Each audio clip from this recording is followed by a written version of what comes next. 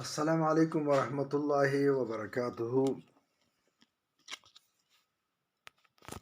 حکیم محمد عزیز نقشبندی بیت الحکمت شافی اسپتال بونیر کې پکې ناستا چې په خدمت کې حاضر ما د مینې خلوص نه ډکې پیرزونې او سلامونه مې ومني. الله دې وکړي چې روغ او جوړ او خوشحال به اوسئ. حکیم محمد عزیز نقشبندی د یو نوې نسخې سره ستاسې خدمت کې حاضر یم. دوستانو، منګه همیشه تاسې ته ویډیوګانې کړي دي د ضرورت په مطابق باندې. نن مو وغوښتل چې دا موسم ډیر چې کله تبدیلیږي په دې وخت کې د سینې پرابلم ورسره ډیر زیات پیدا کیږي. ټوخي مسله شوه، ټوخی ورسره پیدا کیږي، د سینې انفیکشن پیدا کیږي، تبه ورسره راځي او نمونیا هم پیدا کیږي.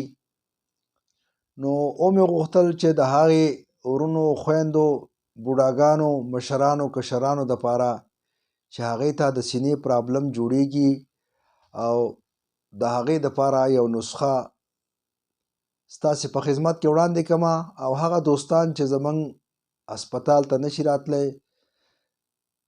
نو د هغې په خدمت کې دا نسخه شیر کوم چې هغې هغه نسخه ځان له جوړه کړي او استعمال یې کړي او پیدت یې واخلي او منګه په دعاګانو کې یاد کړي. دوستانو، کوشش کوئ په دې وخت کې دا موسم داسې ده چې کله غوړ استعمالوئ، اول خو کوشش کوئ چې په سالن کې تیل استعمال کړئ، د بازار غوړ استعمال نه کړئ. کم تیل، د شلشمو تیل، د کنزلو تیل، د بنولې تیل، د زیتونو تیل، سوچه غوړي که د چا وس کېږي، او چې د چا وس نه کېږي نو هغه خو مجبوره دي که نور اسم نه وي نو د شلشمو تیل خو د غوړو په ریټ باندې دي، هغه استعمالولی شي. او بل دوستانو دا واورئ چې کله تاسې روټۍ وخورئ، د اصول دا دي چې باید دا د روټۍ نه ګینټه نیمه ګینټه مخکې تړمې اوبه وڅښلی شي، یخې ډېرې نه. دوستانو چې کله تاسې تړمې اوبه استعمالوئ نو تاسې ته به د مرۍ د سینې مسله زیاته نه وي. چې کله روټۍ وخورئ نو د روټۍ پسې فوراً اوبه مه څښئ. دا ښې نه دي. طبیبان راغلي چې کوم سړی عادت وي نو هغه د روټۍ نه خوري، دومره سختۍ سره منع کړي دي چې د روټۍ نه وروسته اوبه څښلو نه زهر ښه دي چې یو سړی زهر خوري. د دې سره معده خرابېږي، د دې سره ډېر زیات پرابلم او زیات مشکلات په انسان کې پیدا کېږي. خو زموږ خلک چې ډوډۍ وخوري نو د هغې پسې وروسته ښکلې یخې اوبه وڅښي او ځینې خلک خو بیا پسې بوتل هم استعمالوي، بوتل هم پسې څښي. نو دوستانو، د روټۍ نه وروسته اوبه څښل نه دي ښه، او چې څوک بیا ډېر مجبور وي نو کوشش کوئ چې ګرمې اوبه استعمالوئ.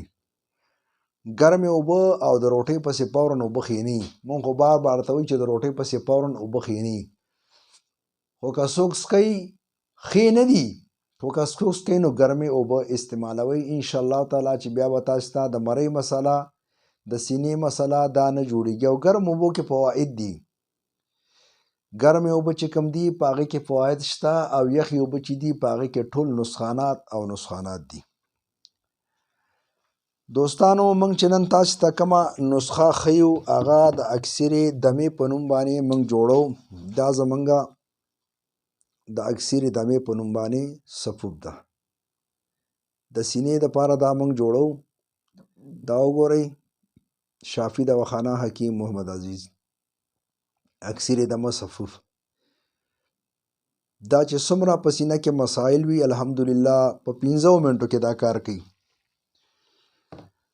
نو دوستانو، پرهیز چې دا بهترین ده. او بل کوشش کوئ چې په ژمي کې لونګ، دارچینی، جلوتري د دې قهوه استعمالوئ. او هغه کسان چې د هغې بلډ پریشر اوچتېږي هغه به دا نه استعمالوي. د هغې دپاره پودینه، سپیرکۍ او ادرک د هغې قهوه به دی استعمالوي. او دا قهوې ډېر زیاته پیدا کوي د سینې دپاره، د معدې دپاره او د دې مسایلو دپاره ډېره زیاته پیدا کوي. دوستانو، راځم د نسخې په طرف باندې نسخه درته وایم. او د هغې چې کوم وزن ده هغه ځان سره نوټ کړئ. کست شیرین 50 گرام، کاکڑا سینګي 30 گرام، ملټي 100 گرام، خو چې وړه کړي ملټي بیا به د هغې وزن کوئ.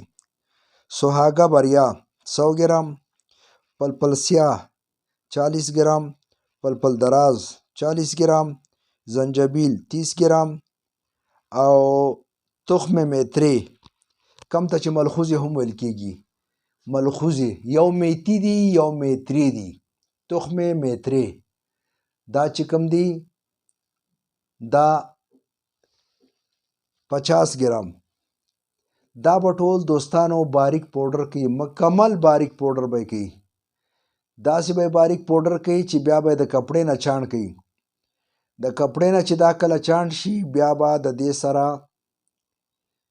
50 گرام کشته بارسنگا او 50 گرام کشته گودنتی او 50 گرام کشته ابروک سیاه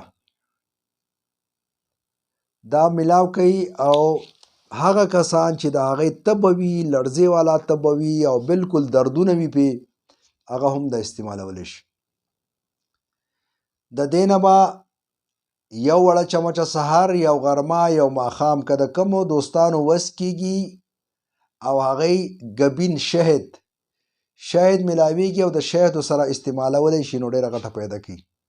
د شهدو سره شهد به په اوبو کې واچوي، شات چې کوم ته ویل کېږي، په ګرم اوبو کې به شهد واچوي او د دې نه به ورسره یو چمچه استعمال کړي. او کم کسان چې هغې ته شهد نه ملاویږي او هغې وایي چې منګه لکه غریبي ده یا شهد نشو اخیستلی یا مو شهدو ته وس نه کېږي یا راته ملاویږي نه، نو د هغې دپاره پکار ده چې هغې د تړم اوبو سره، د ګرم اوبو سره یا د تړم اوبو سره دا استعمال کړي. انشاءالله تعالی چې په دویم ورځ باندې به د سینې پرابلم، بلغم او چې څومره د سینې مسایل چې څومره تبه وي، چې کوم مریض باندې تبه راځي نو هغې له پکار ده چې دا کله استعمال کړي نو د استعمال نه وروستو بیا دوستانو لږ کمبل یا بړستن واچوي او د دې سره لږه خوله راځي، په جسم باندې خوله راځي، نو په خوله کې به ځان نه لوسوي، ځان به لږ ګرم ساتي. انشاءالله تعالی د دې سره د جسم نه تبه هم وځي، د سینې پرابلم سره هم حل کېږي. او ټوخی، بلغم په سینه باندې چې څومره جم شوی بلغمي الحمدلله هغه د دې سره ختمیږي. او کوشش به کوو چې د موسم په هغه باندې چې کمې بیماریانې د هغې په هغه کې موږ تاسې ته نوې ویډیوګانو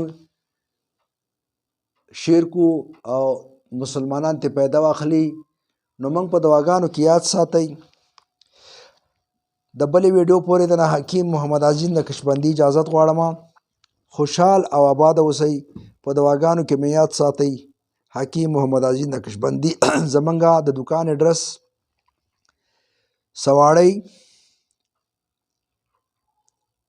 سواړی هغه کسان چې سواړی نه پیژني دا په ملکنډ ډویژن کې راځي، پیر بابا سره دی خوا سواړی بازار، حبیب الله خان مارکیټ، نزد بابو کړائی، میله ګراوند، سواړی ضلع بونیر.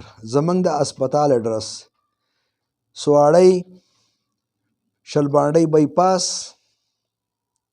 سوری بابا د اسلامي کالج نه لږ مخکې سوری بابا کې زمونږ هسپتال ده، بیت الحکمت. او زمونږ شاخ چې ده هغه په سواړی بازار کې ده. زمونږ د واټساپ شمیره او کانټیکټ نمبر 0332 50 66 786 0332 50 66 786. په الله مو سپارم. خوشحال او آباد اوسئ.